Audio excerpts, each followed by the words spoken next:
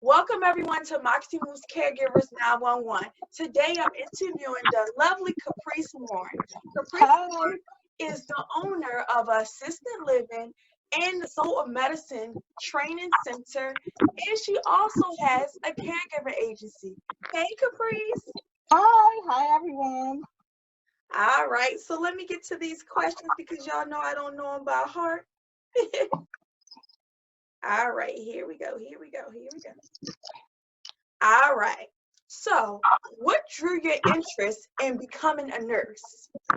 Well, it was in fifth grade. We had career day, Mhm. and one of my classmates, his mom came in the classroom with her all white dress on, and her stockings, and her hat, and she was just telling us about how she loved nursing and being a registered nurse. And from that day forth, I said, "That's what I'm gonna be. I'm gonna be an RN." And Nice. I was the deal was sealed then. Look, it was the path was chosen for you. Yep. And you saw Yep. that white dress, it was like, go in this direction. Yep. That's wonderful. What inspires you every day to get up to continue to help others? Knowing that other people need help and hearing some of the responses and the feedback that we get when we offer our help, and just little things make people happy. So not just, even if it's just a listening ear, a back rub, a foot rub, anything, like anything can brighten up someone's day, and that just fills my heart with joy. That's very important. And it's just those small things. Sometimes people think, oh, I have to buy this person a gift. No, just Mhm, to sit there and listen to somebody or and letting them know when you respond back. It just brings them mhm. so much joy. Right, right. Sometimes just a smile can brighten someone's day. Yes, very important. I was out at an event and this guy was like, "Oh my gosh, you smile. I didn't think people in Baltimore or DC smile." He was from Louisiana. And Oh just wow. me smiling helped brighten up his day to want to come back to Baltimore and DC because he thought nobody in DC or Baltimore smiled because he just had Right. a bad experience and you just never know what impression you can lay upon someone just by smiling. Right. Sometimes the first impression is the best impression with people, Mhm. because I have met like some very powerful people not even knowing it. And then just by taking care of them, they were very appreciative. Like being in the Yes. hospital, being a nurse, I've met some very important people. And half of them, I didn't know who they were, but I treat everyone the same. So, like, everyone is royalty to me. Yes. That's the So, most important thing. yeah.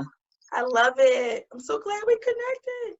My Yeah. next question, tell me more about your assisted living. Why did you decide to open up an assisted living?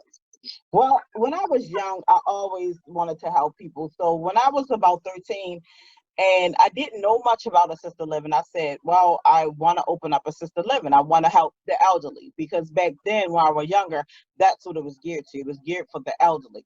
Hmm. So I wanted to help the elderly. Elderly has always been my interest, been my passion. So I say about 2017, I just went for it. I went towards it. So I have a small assisted living. I have 5 residents. We're a family, so I call them my family. They're good. They're good right now. I call them my golden girls. Oh, I love watching the Golden Girls. Yeah, they're my little golden girls. And it's so funny because one of my residents, she came from a different assisted living, and she called me one day and she was like, "I appreciate you for buying name brand food." And it caught me off guard. Was like, and she was like, "Yeah." She's like, "Because I never ate like this at my other facility." Wow. And I was like, and I get that a lot, but I believe that they're going to eat things that I eat. Hmm. So if I eat good, they're going to eat They're good going as to eat well. good. So Hmm. yeah. And I believe to be in that field, you have to be very passionate. Yes. And some people just do it for the money, and that's not a good thing. Treat No. people the way you want to be treated. Give them Mhm. quality meals. Yeah. Yeah. So that's where a lot of people save the money with the food. Hmm. So they feed them hot dogs and big things and things to that nature. I mean, to each his own, but Right. that's not what we do. That's not what we do at all. It was a while before my sister living started paying for itself. Right. and I was just pouring money into it. And it wasn't for the money for me. I just wanted to make sure they were safe, happy, and healthy, and they always had good meals. I love that so much because it's so, so important. Because they're used to being in their home. And then Mm-hmm. they're already upset because their independence is being taken away. But when Yep. they see someone is caring for them, they're more relaxed. You won't have a Mm-hmm. high turnover rate. Mm-hmm.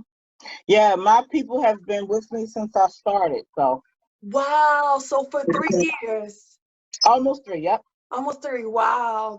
Look, that speaks volumes right there. Yeah. But like my grandmother, she was added last year, and I got another new resident this year. But for the most part, like the first 3, they've been with me. I love that. I love Yeah. it. Yes. All right. My phone locked up. Next question. Here we go. How do you continue to uplift the spirits of your clients?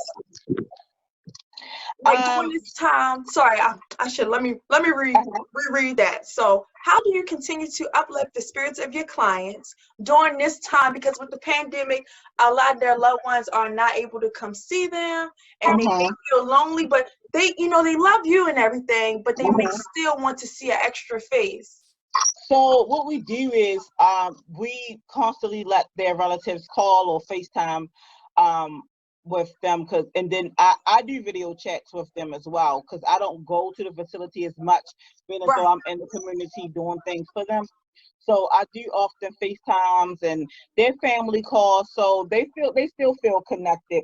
I think what the thing they miss the most is like going out, because we go out. We Oh, normally go out and do things and do activities, and that's the part that they miss the most. oh, tell me, where do you usually take them? I want to know Oh, about we the go to trips. the lobster, we go to the movies, we go to the casino. We had plans on going to Virginia Beach this summer, but that got canceled due to Corona. But yeah. Look, bring the beach to the house. It might get a Yeah. little messy. Yeah, and I just do we do little activities with them in the house just to keep their spirits up. And we still have movie night, so we pop popcorn and everyone sits and watch a movie and different little things. Just try to keep them as normal as possible. Hmm.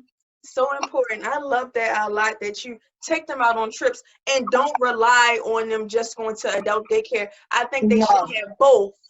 Yeah, well, I only have one client actually who goes to adult daycare. The Okay. rest of my clients, they're home.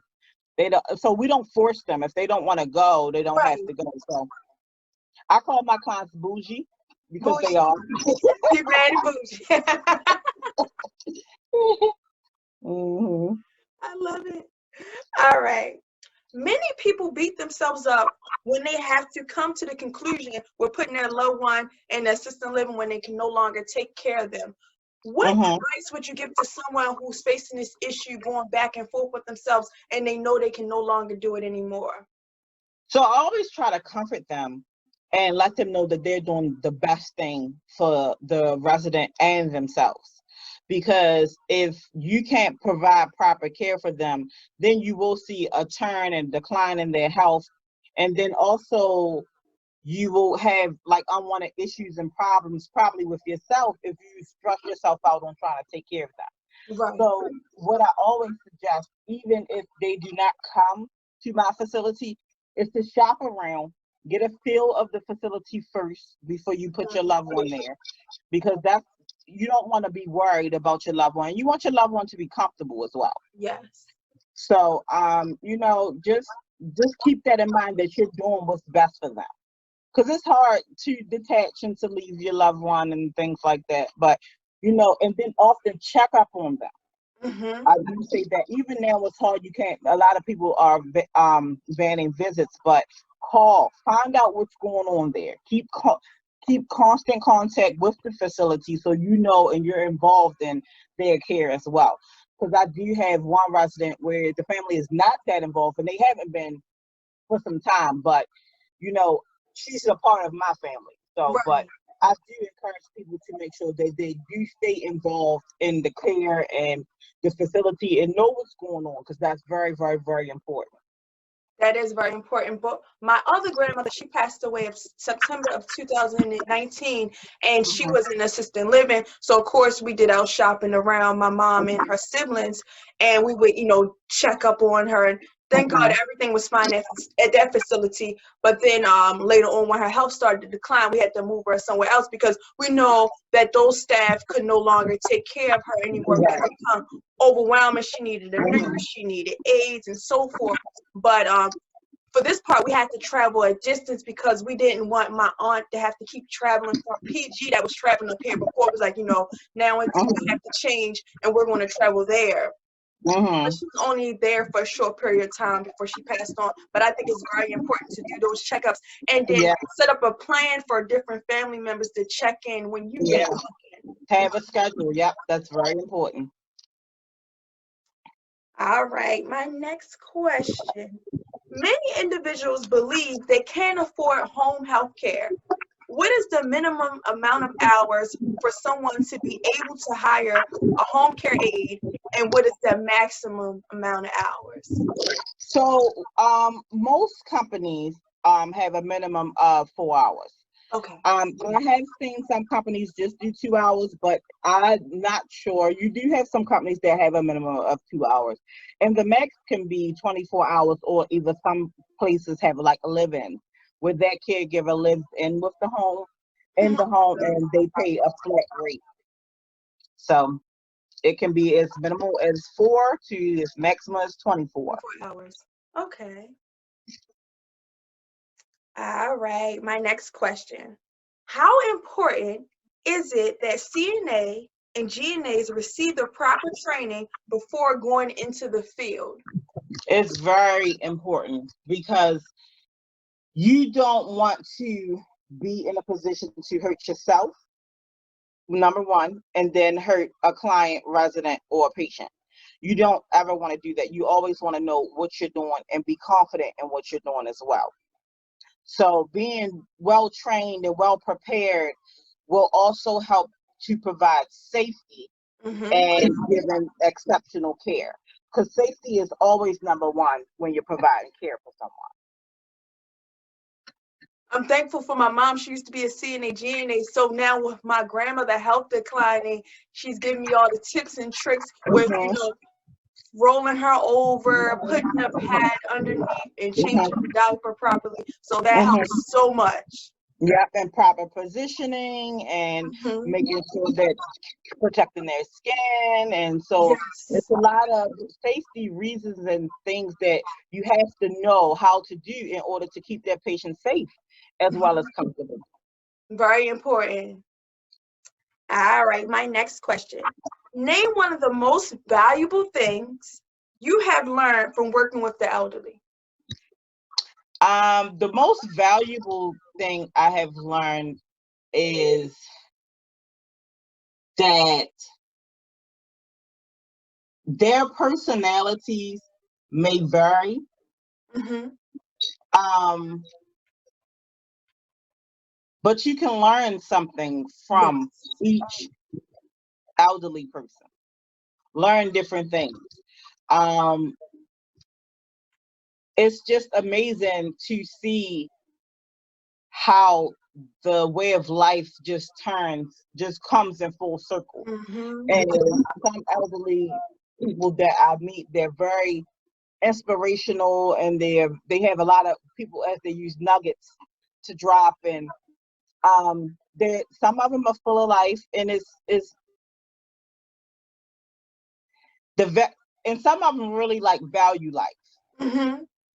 So gratitude and humbleness is what I value the most from them. I love that. And you get a different perspective on life when you Hmm. hear their stories of what they went through. Hmm. Yes, I love very much that so. so much. I love it. So now I'm gonna leave the floor open for you. I want you to tell us about all your businesses, how people can find you, and how you're serving the community. So we do well, I do have assisted living right now. I am full. However, if caregivers or if someone is looking for an assisted living, I do help with placement with no charge. So I Nice. know it's a lot of programs out here that charges referral fees and things like that. I just believe in trying to find people safe places for them to be. So I do help with that. The Solar Medicine Training Center is a training center where you can come to learn different healthcare courses such as CNA, GNA. We also do certified medication technician, Nice. medical billing and coding, EKG, and patient caregiver. So that's just like teaching you the basics of CNA, but you not certified to be a CNA. And new we have like the patient care tech, which you have to be a CNA for. So I'm excited about that. And we do training at the Langston Hughes Community Center, and that's located in Northwest Baltimore and Park Heights area. And what else? Oh, the home care business, which is called Best of Friends Home Care.